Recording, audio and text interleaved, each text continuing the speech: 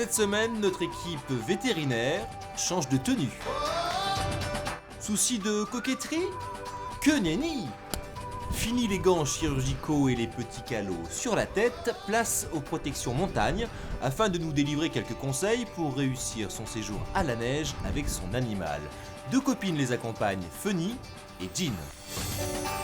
Elle adore ça, elle aime beaucoup jouer dedans. Pas besoin de la protéger spécialement parce qu'elle a un sous-poil qui est assez important, donc c'est pas la peine de lui mettre un manteau ou autre chose. Vraiment, elle n'a pas froid dans la neige.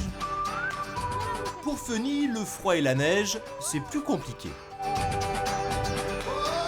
Elle adore aller à la neige, mais bon, après c'est vrai qu'elle a très froid.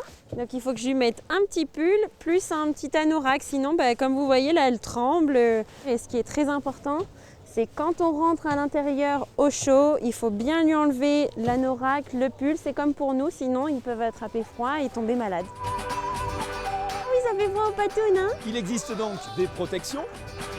Certaines s'appliquent comme celle-ci à partir de 1 semaine avant le moment d'exposition. On fait une application par jour sur la patte et puis ensuite, pendant la période d'exposition, eh bien, on n'en fera plus qu'une tous les 3 jours. Et lorsqu'on rentrera à la maison, on pourra s'arrêter. Les pattes auront été protégées pendant toute la période à risque.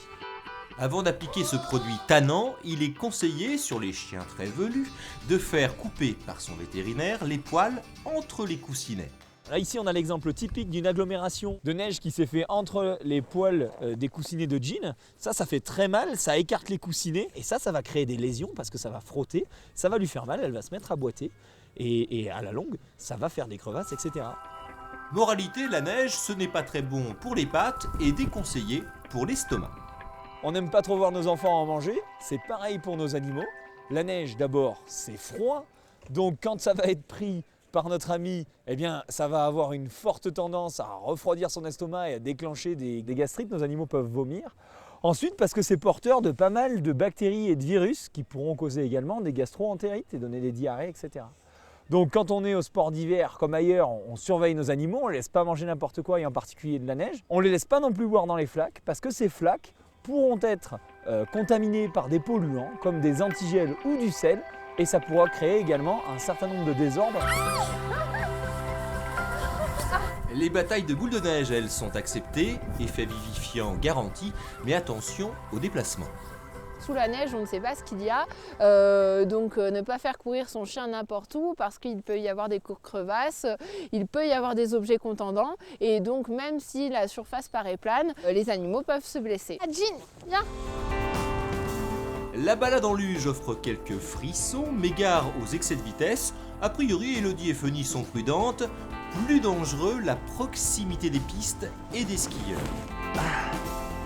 Et bien voilà, ça c'est typiquement quelque chose auquel il faut faire attention. Quand on a un chien qu'on promène, on le garde bien en laisse parce que c'est dangereux. À mes pieds là, j'ai pas une simple paire de chaussures, mais j'ai 2 quarts qui sont excessivement tranchants. Si on rentre en contact, je peux lui faire des lésions très graves. Jean, allez!